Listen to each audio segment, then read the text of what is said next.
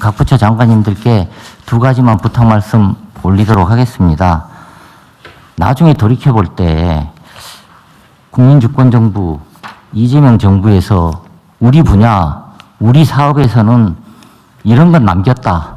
이런 거 하나는 제대로 해놓고 갔다. 이런 얘기가 나올 수 있는 어젠다와 랜드마크 프로젝트를 집중적으로 발굴해 주십사라는 부탁 말씀을 올리고요. 그리고 두 번째로는 눈 가리고 아웅만 하는 무늬만 지출 구조 조정 시대는 끝내야 될 것 같습니다. 우리 분야, 우리 부처에서는 단 한 푼의 예산도 낭비되지 않았다라는 자부심이 생길 수 있도록 지출 구조 조정에도 각별히 신경 써 주십사 당부 말씀 올립니다. 그리고 마지막으로 이 많은 것을 우리가 어떻게 하란 말이냐 이렇게 생각하실 수도 있는데요. 지금 배포해드린 세 가지 자료가 있습니다. 지금 첫 번째 자료는 2027년 예산안 편성 지침, 지금 방금 보고드린 내용을 간략히 정리한 자료가 하나가 있고요. 두 번째로는 2027년 예산안 편성 지침 1이라고 제목이 붙어 있는 자료가 있습니다. 예. 여기에 보시면 재정운영 혁신뿐만 아니라 각 파트 분야별로 이런 분야가 중점적으로 투자됐으면 좋겠다. 이런 거는 우리 분야에서 지출 혁신 아이디어가 될 수 있겠다. 그런 내용들이 망라돼 있습니다. 그래서 각 부처 장관님들께서 새로운 아이디어를 발굴하시고 지출 구조 조정 내용을 구체화하시는데 도움이 될 수 있을 거라고 생각하고요. 그리고 세 번째 저희가 준비한 자료는 지출 구조 조정 추진 방안에 관련된 겁니다. 뭐가 도대체 지출 구조 조정이지? 어디서 지출 구조 조정에 대한 아이디어를 얻을 수 있는 거지? 이런데 각 부처 장관님들께서 참고하실 수 있도록 지출 구조 조정 정의 그리고 지출 구조 조정 방식 어디서 지출 구조 조정하고 관련된 아이디어를 얻을 수 있는지를 꼼꼼하게 저희가 유형화해 놨습니다. 그래서 이 자료를 참고를 해 주시면은 각 부처나 각 분야 입장에서 이런 것들을 우리가 지출 구조 조정을 잘해서 이재명 정부 국정과제에 성과 있게 재투자할 수 있겠다. 그런 아이디어를 얻는데 도움이 되실 거라고 생각합니다. 다 하셨어요? 예, 예. 네. 우리 차관님 아주 그냥 화이팅 넘쳐 좋습니다. 네, 잘해주시고요. 지방정부들에 대한 지침은 별도로 만드나요? 지방정부와 관련해서는요, 지금 저희가 예산 편성 지침을 만들게 되면 중앙정부에 일단 배포를 하고요, 지방정부와 공공기관에도 배포를 해서 준용하도록 되어 있습니다. 어쨌든 지방정부도 사실 소소하지만 이 지출구조 조정이나 이게 되게 어려운 측면이 예를 들면 민원 때문에 어렵거든요. 중앙정부는 그래도 좀 약간 떨어져 있긴 한데 지방정부들은 주민과 직접 접촉 정도가 좀 높기 때문에 사실은 이게 불필요한 건데 또는 효율성이 떨어지는데 뭘 바꾸려고 그러면 저항이 심해가지고 아주 좀 속된 표현을 하면 안면이 받쳐서 못하는 경우가 있거든요. 근데 그럴 경우는 아예 지침을 만들어 줘가지고 아예 시켜서 했다. 정부에서 시키는데 어떡하냐 이런 핑계를 댈 수 있게 좀 만들어주면 좋겠어요. 뭐 좀 어렵긴 하겠지만. 예, 저희가 그 중앙정부 예산 편성 지침은 지방정부하고 공공기관에 비례해서 준용하도록 하고 있고요. 지방정부의 예산 운영하고 관련해서는 행정안전부에서 별도로 계략적인 지침을 만들도록 되어 있습니다. 그러니까 좀 발굴을 좀 해야 된다는 거죠. 뭐 의례적으로 하는 거는 맨날 했던 거니까. 예. 근데 좀 실제로 좀 개편해서 효율적으로 집행을 하려면 그게 기득권하고 부딪히기 때문에 좀 어렵거든요. 눈치 보이고. 그래서 그건 좀 일률적으로 할 수 있는 건 좀 일률적으로 이런 걸 하지 마라 말하든지 뭐 그건 좀 해주면 좋을 것 같아요. 그리고 여기도 그런 내용이 있어서 그런데 이게 다른 부처들도 마찬가지인데요. 우리가 이제 재정 집행을 하면 딱 머릿속에 고정관념이 있어요. 공공이 하거나 민간이 하거나 둘 중에 하나입니다. 근데 그 세상에는 꼭 그 두 가지만 있는 게 아니거든요. 예를 들면 사회간접자본 인프라 구축 이런 거에 그런 게 많죠. 재정으로 하려니 돈이 많이 들어요. 막 세금 부담에다가 국채 비율에다가 막 이러니까 부담이 너무 크죠. 그래서 그 다음에 나온 안이 민간 기업한테 맡긴 거예요. 돈과 실행력을 가진 민간 기업. 그러니까 민간 기업들은 돈 버는 게 목표니까 온갖 편법을 써가지고 바가지를 씌운단 말이에요. 지금 내가 어디라고 얘기는 안 하겠는데 재정 보전을 해주게 돼 있으니까 자주전에 비용이 많이 들수록 많이 받을 수 있어요. 그래서 1,000억이면 지을 수 있는 거를 한 2,000억 정도 만들어가지고 막 부풀리죠. 그래서 지원을 받아요. 그런 다음 운영비에서 수익이 부족하면 보전을 해주냐 보통? 요새는 좀 없앴다고 하던데 비용을 부족한 부분을 보전을 해주니까 비용을 부풀려요. 어떻게 부풀리냐? 자회사를 하나 만든 다음에 자기가 여기다 투자를 한 다음에 여기서 돈을 빌리는데 이자가 옛날에 40%씩 받고 말이에요. 요즘도 25%씩 받는 것 같더라고요. 20%, 25%씩. 지금 저 복지부 산하에도 그런 데 있어요. 그런 걸 또 연금이 인수를 해서 또 수익률이 높으니까. 이게 완전히 저는 이게 국민들 상대로 도둑질 하는 거라고 생각되는데. 그래서 이런 방식으로 한단 말이에요. 돈 버는 게 돈이 막이니까요. 그래서 꼭 이 두 가지밖에 없냐. 그럼 재정 부족하면 못하고 민간에 맡기니 그런 욕심을 부리고 부정부패 저지른다. 부당행위 한다. 그럼 어떡하냐. 중간 형태도 있는 거죠. 민간의 효율과 공공성이라고 하는 걸 결합한 제3섹터라고 하는 민간 합동 방식도 얼마든지 있는 거죠. 제가 이런 거 하다 뭐 한번 엄청난 욕도 먹었지만. 어쨌든 그 중간 형태도 좀 권장을 해가지고 민간의 효율성, 공공의 공익성 이걸 결합한 방식도 얼마든지 있다. 그럼 돈 안 들고 할 수 있거든요. 그리고 확실히 돈이 남는 거는 민간 기업보다는 국민들 일반에게 기회를 공공이 시민들한테 줄 수도 있다는 거죠. 예를 들면 제가 전에도 한번 얘기했지만 송배전망 인프라 구축에 한전이 돈이 없어 못한다 지금 그러고 있잖아요. 나도 황당하더라고요. 민간에 맡기면 또 문제가 생길 것 같으니까.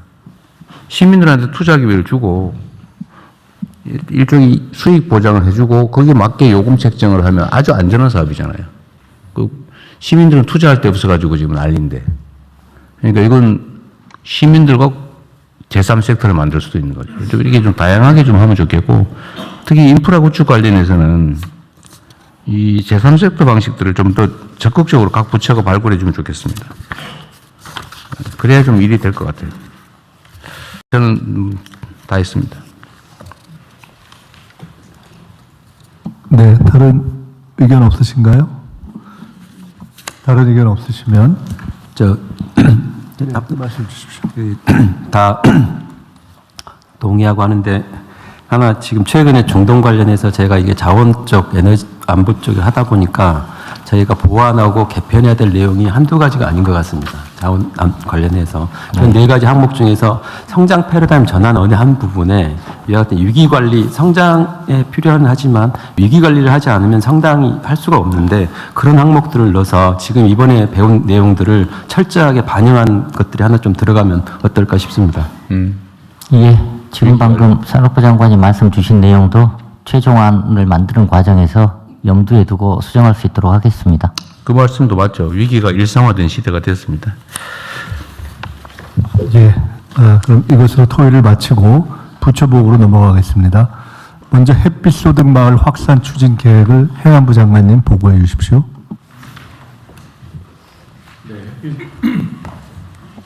햇빛소득마을 확산 추진 계획을 보고드리겠습니다.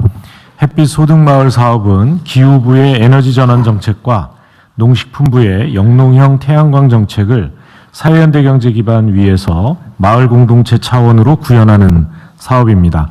관계부처가 정책적 기반을 마련하고 행안부와 지방정부가 해당 정책이 지역 현장에서 원활히 실행될 수 있도록 지원 및 전달 체계를 구축, 운영하는 사업입니다.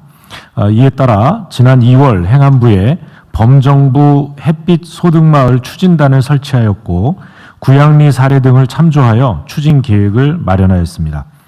햇빛 소득 마을은 올해 500개소 이상, 또 2030년까지 총 2,500개소 이상 조성을 목표로 다음과 같은 세 가지 기본 방향에 따라 사업을 설계하였습니다. 첫째는 주민이 주도하고 지역이 함께 혜택을 공유하는 사업 구조입니다. 둘째는 비용은 낮추고 현장 밀착 지원을 통해 사업의 실행력 또 수익의 안정적 기반을 확충하는 사업 구조입니다. 또 마지막으로 전국적으로 분산형 태양광을 확산시켜서 에너지 자립도와 탄소 중립 실현에 기여하는 사업입니다. 조금 다음 페이지를 보시면 사업 개요가 있는데요. 조금 설명을 드리면 사업 주체는 행정리, 그러니까 마을 단위의 그 마을 주민 10인 이상으로 구성된 협동조합을 주체로 합니다. 또 사업 운영은 마을 공동체가 정관 규정, 또 마을 총회 등 주민 동의를 얻어서 의사 결정을 하게 됩니다. 그래서 수익 활용은 공동체 주민들의 의사에 따라서 그리고 정관에 따라서 공동체 복지와 개인 배분 등으로 자율 활용하게 할 계획입니다. 또 시설 용량은 공공부지, 마을부지 중심으로 300kW에서 1메가와트 규모의 태양광을 설치하게 되고요. 지방정부는 컨소시엄을 통해 참여할 수도 있고 또 민관 합동 현장 지원 체계를 구축하게 됩니다. 또 산업적으로는 햇빛 소득 마을의 모듈, 인버터 등 국내 생산 기자재 활용을 원칙으로 해서 우리 산업 이 발전에도 기여할 계획입니다. 다음은 추진 방안에 대해서 설명드리겠습니다. 먼저 햇빛 소득 마을을 전국적으로 확산시키고 최대한 많은 마을이 참여할 수 있도록 단계적 선정 체계를 운영합니다. 협동조합을 구성하고 주민 동의를 받는 등 준비도가 높은 마을은 조기에 신청을 받아서 신속하게 성과를 창출하고 추가 준비가 필요한 마을에 대해서는 보안 컨설팅을 통해 조속히 사업 기반을 확보할 수 있도록 지원하겠습니다. 마을 선정은 공공성과 지역별 수요를 고려하되 특정 지역 편중을 지향하여 폭넓은 참여 기반을 조성하겠습니다. 또 사업의 성공적인 추진을 위해 협동조합이 원활히 운영될 수 있도록 사회연대경제 전문가 등을 활용해 주민 컨설팅과 실무 교육을 밀착 지원하겠습니다. 또 이 부지는 농어촌 공사 등 공공기관이 관리하고 있는 부지 정보를 선제적으로 제공하고 마을이 신청하는 부지는 신속하게 검토해서 태양광 부지를 원활히 확보할 수 있도록 적극 지원하겠습니다. 다음 페이지입니다. 개통 부족 지역에 대해서는 전기사업법, 분산에너지특별법 등 법률을 개정하여 우선 접속할 수 있도록 하고 법률 개정 전까지는 ESS 설치를 지원하겠습니다. 자금은 설치 비용의 85%까지 저리로 지원하고 마을의 부담 완화를 위해 자부담분에 대해서도 지방소멸 대응기금 등 다양한 재원 활용을 검토하겠습니다. 아울러 새마을금고, 신협, 농수협 등 상호 금융기관의 출자를 통한 참여도 권고할 계획입니다. 또한 안정적인 수익 구조를 갖출 수 있도록 20년 장기 고정가격 계약에 참여하도록 해서 이 설치, 조달, 시공 과정에서 공동구매, 공동시공을 통해서 비용 절감도 추진하겠습니다. 향후 계획입니다. 3월 말 공모를 실시하고 1단계 마을은 7월 중에, 2단계 마을은 9월 중에 지정하도록 하겠습니다. 지방정부와 관련 공공기관이 모두 참여하는 민관합동 현장 지원단을 본격 운영하고 지역별 설명회를 통해 주민들의 관심과 사업 참여를 적극 유도하겠습니다. 관계부처와 지방정부에서도 현장에서 사업이 안착되고 확대될 수 있도록 적극적인 협조를 요청드립니다. 이상입니다. 5년간 2,500개, 전국의 마을이 10만 개라 그랬죠. 전국 마을은 지금 3만 8천 개인데 리 안에도 작은 마을이 있어서 그것까지 합하면 리가 어쨌든 3만 개? 3만 8천 개. 그럼 리 안에도 이 골짜기 저 골짜기 많잖아요. 그럼 한 10만 개 정도. 근데 2,500개 하기로 했다는 거죠.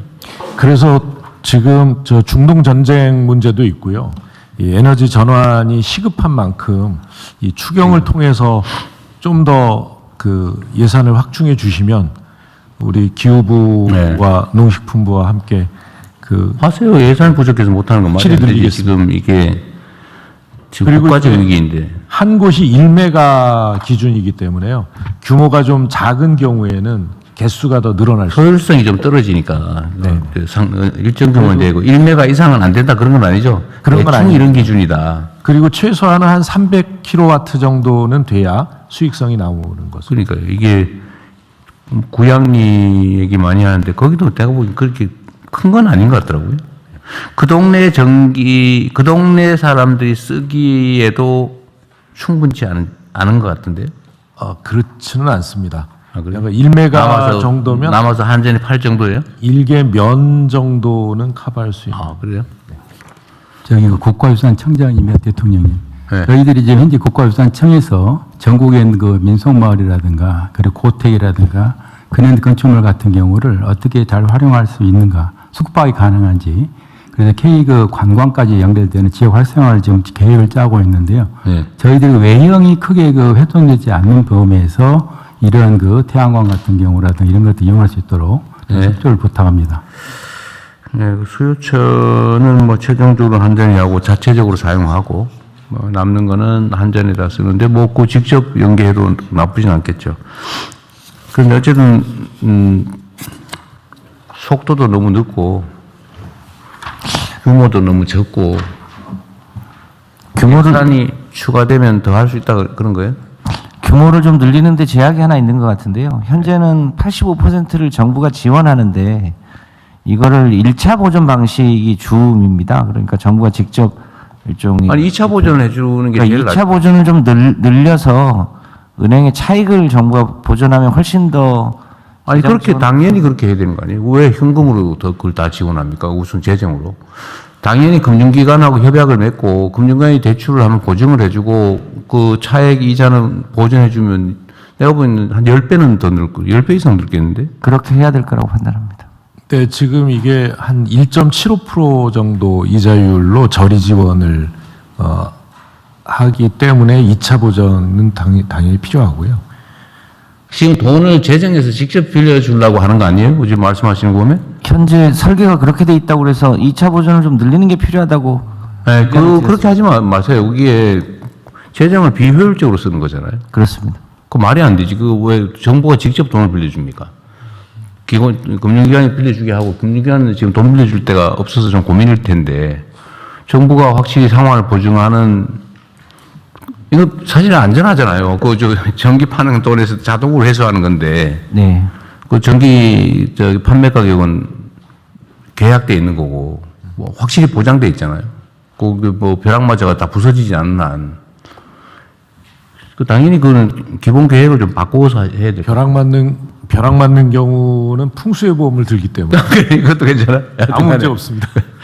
그래서 재정이 부족하면 예산을 더 확보하시고요. 내가 보기에는 이걸 직접 지원하기로 했으면 2차 보존으로 가 아니라 예, 금융기관을 통한 융자를 하고 2차 보전을 하는 거예요. 그 예산 근데 그 지금 은행을 통해서 하긴 하는데 제가 보고받기로는 직접 지원 비중이 높다고. 맞습니다. 제가 보기에도 그런 게 있을 거예요. 그러니까 그거 최소화하고 필요하면 어쨌든 2차 보존으로 바꾸고 지급 보증 보증을 하고 상환 보증을 하고 차라리 보증료가 들어갈 거 아니에요. 그 예산을 편성하고 아니 전환해 쓸 수 있게 하든지 포괄적으로 하고 용도를 좀 더 확장해 놓으면 되겠네요.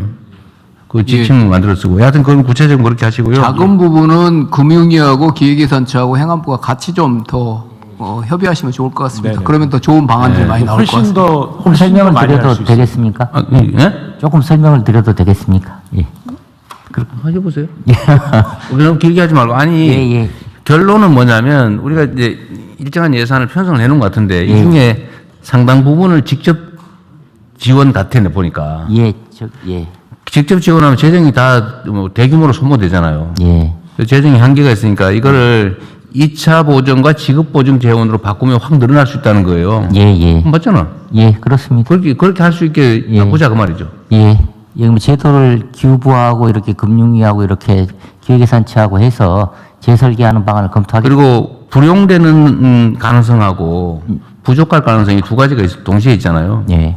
제가 보기엔 불용으로 남는 게 차라리 나을 것 같아요. 좀 대폭 늘려가지고 예. 2월에서 써도 되잖아요. 계약만 해놓고. 그렇습니다. 그러니까 자유롭게 좀 화끈하게 할 수 있게 예. 대폭 늘려주시고 행안부는 그거 준비하시죠. 예, 알겠습니다. 아니, 그 얘기하고 좀 마저 좀 하고 갈게요. 말씀하시고요. 네. 그리고 이 법 개정이 이거 어디 상임위 소관이에요? 기후 소관입니다. 아니, 국회. 기후 에너지 환경 노동위원회 소관입니다. 아, 환노위 소관이에요? 네. 좀 빨리 하라고. 지금 여당이 위원장 아닙니까? 그렇습니다. 지금 얘기한 지 몇 달 된 것 같은데. 속도를 내서 이번 상임위 때 처리하는 걸 목표로 지금 추진. 네, 좀 빨리 하라고 하세요. 지금 나라가 지금 지금 어떻게 될까 걱정되는 판에 국회도 좀 뭐 밤새서 하면 안 되나? 한 필버 때문에 그런가요? 한 필버 때문에 맨날 밤새고 있긴 하네. 네. 좀 이상하게 밤을 새서 그렇지. 이번에 처리를 목표로 하고 있습니다. 네, 좀 빨리 서둘러 달라고 좀 협조 요청도 하시고요, 당에. 그리고 좀 더 근본적인 고민인데, 이게 지금 부지 확보가 어렵잖아, 사실은. 예를 들면 뭐 지금 기껏해야 마을회관, 아니면 공공 소유. 근데 꼭 그것만 해야 되냐, 제 생각에는. 저는 자꾸 생각 들는데 도로 있잖아요, 도로. 네, 신장로. 시골에 도로. 네. 도로 옆에 대체로 하천이 있잖아요. 시골은 다 그렇죠, 거의 다. 그런데도 좀 많이 하면 안 됩니까? 영농형 태양광보다 영농형 농지로 접근하는 도로를 우선 쓰는 게 네. 좋겠다는 의견이 많이 있습니다. 근데 그게 대체로 지방에 가면은 네. 법률상 개인 소유주인 경우가 많아요. 네. 그러면 또 행정적으로 이게 공공용지가 아니기 때문에, 공유지가 아니기 때문에, 국공유지가 아니라서 분명히 태클이 걸릴 거예요, 이게. 왜냐하면 소유자는 조상 대대로 도로로 썼지, 마을길로 썼지만 개인 소유인 경우가 태반이란 말이에요. 그래서 이런 경우는 입법을 이번에 하는 김에 그렇게 사실상 도로로 사용되는 곳, 사실상 하천인 경우는 그냥 공공용으로 이거 설치할 수 있게 하는 조항을 하나 넣으면 어떨까 싶어요. 실제로 도로로 쓰고 있잖아요. 네, 검토하겠습니다. 필요하면 보상해 주는 걸로 하고. 그리고 저런 것도 한번 너무 과격한지는 모르겠는데, 분명히 밭인데 묵어 있는 데 많죠. 네. 몇 년 동안 아예 방치되고 숲이 돼버린 경우가 많잖아요. 근데 원래 그러면 안 되는 거잖아요. 농지는 농사 안 짓고 방치하는 게 현행법상 불법이죠. 그죠? 농림부가. 농림부. 예, 그렇습니다. 농사 지을 의무가 있잖아요. 네, 그렇습니다. 근데 실제로는 농사를 못 지어서 방치해가지고 네. 숲이 돼버린 경우가 묵은 많단 땅들이 말이에요. 있습니다. 예, 그래서 그거는 예를 들면 3년 이상 묵은 땅은 네, 그냥 일방적으로 이 태양광 발전에 이런 마을조합에 이런 데 쓸 수 있게 하고, 원하면 법률이 정하는 예를 들면 공시지가에 연간 몇 %에 해당되는 거 그냥 임대 보상을 해주면 되는 걸로. 네, 그럼 거의 사실은 비싸지 않잖아요. 네. 묵은 땅 얼마나 하겠어요. 그래서- 그것도 한번 검토를 해보면 예, 어때요? 대통령 지금 왜 나보고 또 사회주의자 빨갱이 그러려나?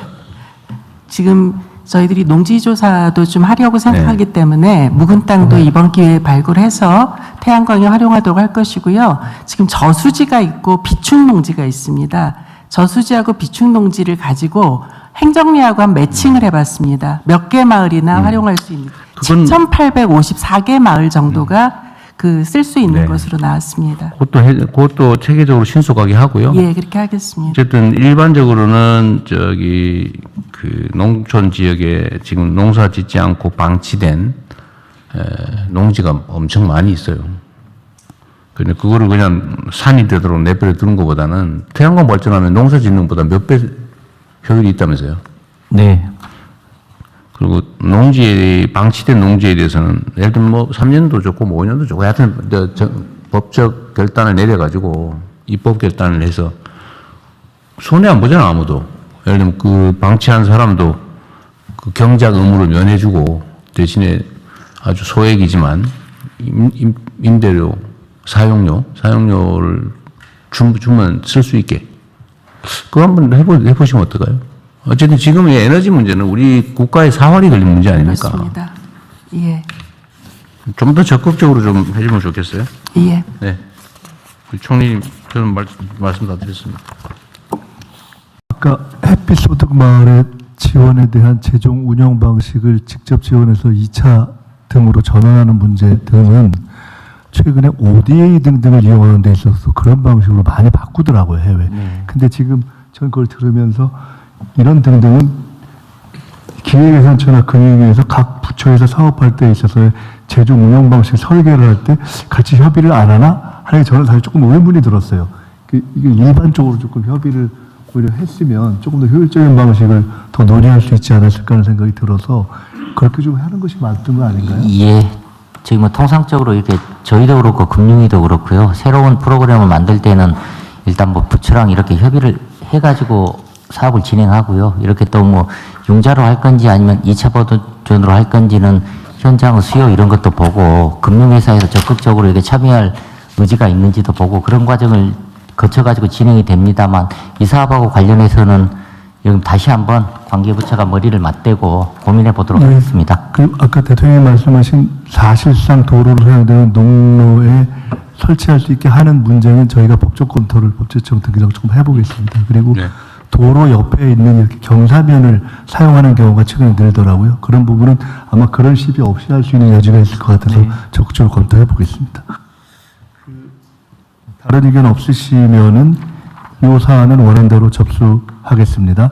다음은 위기아동 청년법 시행 방안 및 계획을 보건복지부 장관께서 보고해 주시기 바랍니다. 네, 그 보고 전에 제가 아까 좀 이게 놓친 게 하나 있는데 그 기획예산처. 예.